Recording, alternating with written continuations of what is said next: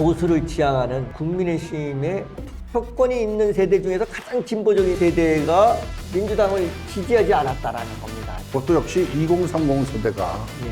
안다는 겁니다. 보고 있는 거죠. 보면서 저거 봐라, 영감택이든 영감택이 행보만 하네. 진보적인 건 전혀 없네. 예. 그러니까 지금이 20, 30대는요 그게 아니에요. 정확히 봅니다. 그 세계적으로 볼 때는 그게 굉장한 민주주의네. 교육돼 있는 우리 20대, 30대들은 흔들리지 않는다.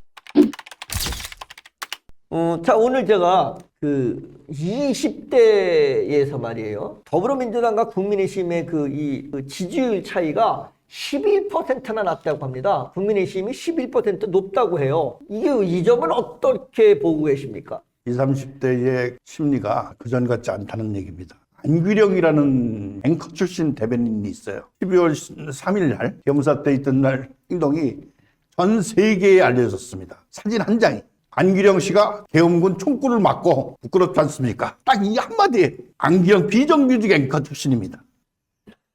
묻지 마십시오.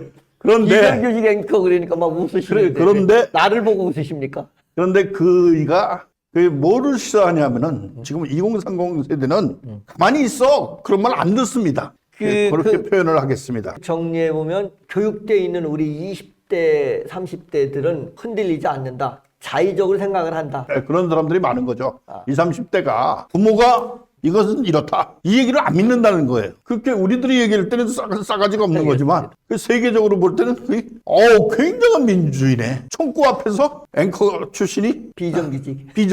알겠습니다. 그 얘기를 왜 말씀드렸냐면은 언론사들이 비정규직을 왜 이렇게 강조하십니까? 비정규직을 많이 써요. 우리 대표님도 비정규직인 것 같은데. 아니, 저는 정규직입니다. 왜 이러십니까? 예, 알겠습니다. 그러니까 뭐 본인 얘기하는 건 아니고. 예, 어디로 갈지 모르겠지만 지금 20대들이 민주당에서의 지지를 철회했다라는 얘기, 그것도 큰 폭으로 11%나 국민의힘이 높다는 얘기는요. 제가 이런 생각이 듭니다. 원래 진보라는 특성이 그 젊은이들이 지지하고 진보 성향이 있는 사람들이 지지한다고 보거든요. 그런데 보수를 지향하는 국민의힘의 가장 진보적인 투표권이 있는 세대 중에서 가장 진보적인 세대가 그 진보 정당이라고 하는 민주당을 지지하지 않았다라는 겁니다. 이게 지금 사회적으로 봤을 때 민주당도 각성을 해야 되지 않나 하는 생각을 해봅니다. 민주당은 그러니까 피로감을 느끼게 합니다. 아까도 얘기했듯이 국민들을 대상으로 해서 고발을 하겠다는 둥, 내란 선전을 한다는 둥, 이렇게 자꾸 이런 말들을 하고 탄핵을 하고 웬만하면 고발해버리고 권한 대행을 갖다가 탄핵시켜버리고 탄핵 소추시켜버리고 또 대통령 권한 대행을 맡고 있는 저기를 갖다 겁박하고 말입니다. 이 얼마 전에 보니까는 이재명 대표가 최권한 대행한테 그렇게 우기지 말고 할 일이나 해라. 그래, 할 일을 하고 있는 거 아니에요. 양당이 합의해서 그거를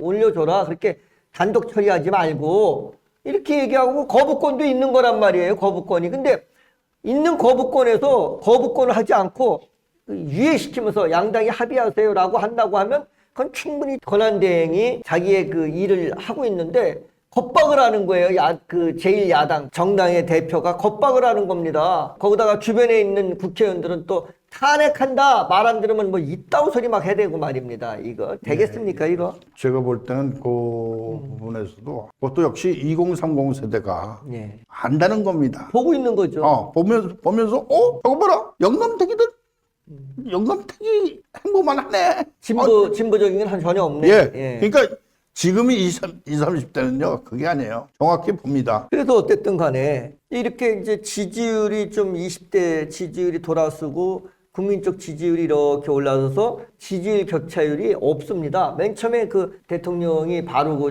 계엄 선포했을 때는 국민의힘 지지율과 민주당 지지율, 김민당 한 60%, 국민의힘 한 20% 나서 한 40% 가까이 빠졌었는데 차이가 났는데 지금 이제는 차이가 안 납니다.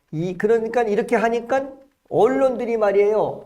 살짝 또 국민의힘 편을 살짝 그렇습니다. 그런 형태를 보이고 있어요.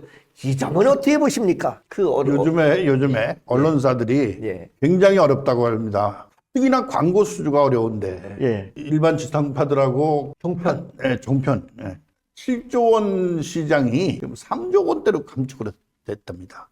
그 광고의 50% 이상은 재벌들이 주고 있습니다, 지금. 그렇죠, 그렇죠. 그 언론사에다가 광고를 준다는 얘기죠. 그래서 그런 말이 있습니다. 기자들한테 그 전에 너희가 나라를 위해서 뭐 기사를 쓴다 이런 얘기하지 말고 회사를 위해서 뭐를 할 것이냐.